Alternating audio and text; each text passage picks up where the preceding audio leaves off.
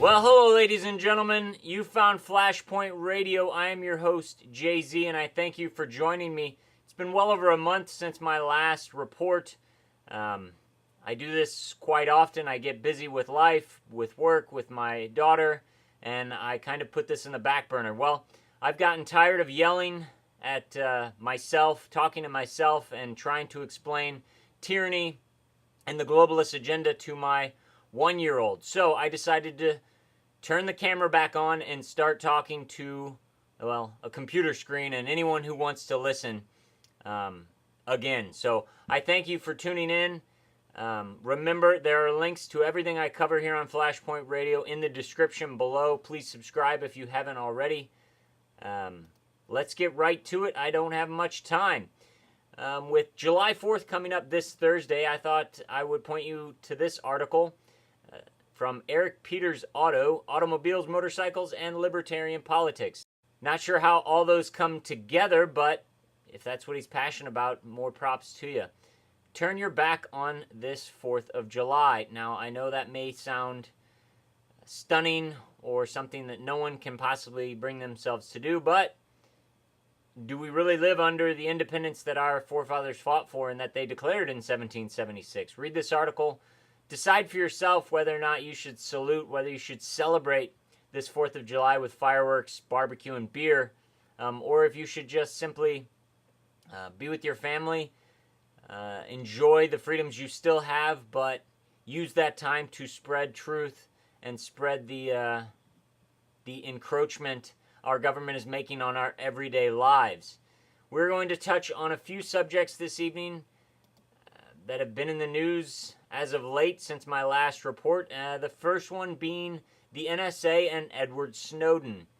I have a feeling that not all is as it seems with this scandal. Another man who thinks that is John Rappaport. He writes for Infowars.com, runs his own blog, and I think he's a great writer. I think he really hits the nail on the head when it comes to the psychological operators in this country and the programming we're being bombarded with through television and news and all of the other stimuli that are out there. He put this out June 25th, Ed Snowden, NSA, and fairy tales a child could see through. And also this one on Infowars.com 2 days after, why hasn't the U.S. government snatched Ed Snowden? And he asks many of the same questions I asked myself. A, why are we acting like any of the information put out by this man is new and groundbreaking when it's been covered in the alternative media for quite some time? It has been well known in the underground, if you will, for quite some time. And also, if the NSA has this capability, has eyes and ears everywhere, then how in the world was this man able to walk into a secure facility with a thumb drive, take out all of this information, then get out of the country, release it, give reports, sit down interviews with reporters without anyone knowing where he is, while our government scratches their heads and bumps into each other like a Three Stooges episode? John Rappaport John Rappaport asks many of these questions and gives possible answers. I suggest you read through this because in reality, yes, what he's putting out there is wrong and shouldn't be happening to us, but why is it? Is it covering for something else? Is it a distraction? I tend to think it is a distraction from, well, what I thought was the biggest scandal out of the 3 scandals that Obama was dealing with right before this leak, and that is the IRS. I will cover that in the next Flashpoint Radio and how the IRS is important, how they want us to look the other way, and how powerful we can be when it comes to the IRS and what we can possibly do to end their tyranny over our income, over our labor.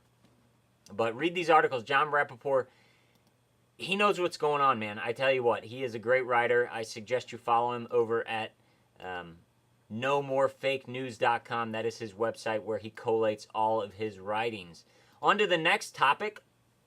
This is the Nancy Grace topic of the month or the year, and that would be the Trayvon Martin, George Zimmerman case.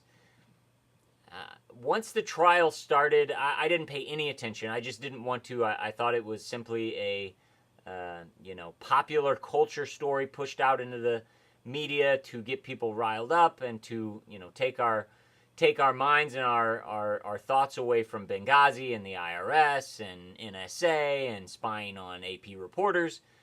But the more I saw it, the more I actually looked into the facts of the case, it became clear that this in and of itself was a psyop, in my opinion. Now, I believe that what happened that night in Florida happened as is. I don't think there was any conspiracy. I don't think anything was faked by any means. But as we know, Rahm Emanuel had said, you never let a good crisis go to waste. And I think that the Justice Department, after Obama and everyone in the federal government basically condemned George Zimmerman and already gave a guilty verdict last year, I believe that they set this up to cause social unrest and to further separate the racial divide in this country. When you look at the case, when you look at the fact that they charged him with second-degree murder, not manslaughter, not unlawful discharge of a firearm, second-degree murder, which you need criminal intent, you need malintent to be shown, to be proven beyond the shadow of a doubt to get that case in your favor. And then the witnesses they put up, I don't want to denigrate the woman, Chantil, but she didn't seem very credible. And it just seems like the prosecution in Florida set this whole trial up to fail. That they knew that they could never get him convicted on second-degree murder, that they had a better chance at manslaughter or unlawful discharge of a firearm, but instead of going that route, they decided to shoot for the stars because they would fall flat on their face, further angering the inner city community and the people who have already made their determination about this case. And we have this article from Crime File News, Wednesday, June 26th, last week. America will see its worst race riot this summer. And I believe this is by a former police officer out of Chicago. And it basically goes through why they think that this will cause some sort of rioting in at least Florida and possibly in more cities. And when you look at the information that Paul Joseph Watson at InfoWars has put together in his article titled Trayvon Supporters Threaten Riots, Looting if Zimmerman Acquitted, you start to get a picture. He puts out just a handful of tweets that they've compiled about people who say, if Zimmerman get off, there'll probably be huge riots. I'm a riot. I'm going to get me a garbage bag and I'm going to go down to the mall. I'm going to kill me a whitey. I'm going to kill me some Hispanics. These people that have decided, well, it doesn't matter what the court says. It doesn't matter what the jury says. If it goes against what they believe happened, they're going to go out and riot. They're going to use it as an excuse to riot. And well, I think our government is the one who pushed that forward. The federal government, and then of course the government in Florida itself. Because the only winner out of this will be the police. Because it is, why didn't you call the police? Why didn't the police handle it? Now if there's riots, people will say, police, come save me. We need the police. It can never be the fact that there's a culture out there of distrust from all races. Whites distrusting blacks, blacks distrusting whites, and then this youth culture of simply beating people up, and a lot of it on camera. It has to stop. Why haven't we just simply said, it's a shame, it's a tragedy that this young man had to die, but can we not critically look at what he was doing with his life leading up to that?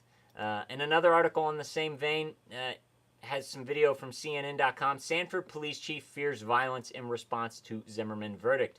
So my fears were definitely not my own. They were felt and thought by many others around this country. So watch out. When this trial ends, we have to be bigger people, and we have to say, stop the violence. We don't need to do this. We need to calm down and rely on each other to come together against our government, who is, well, not doing things in our best interest anymore. And finally, we're going to end on this article and this point of news from Infowars.com. This just came out yesterday. Russian forces to provide security at U.S. events.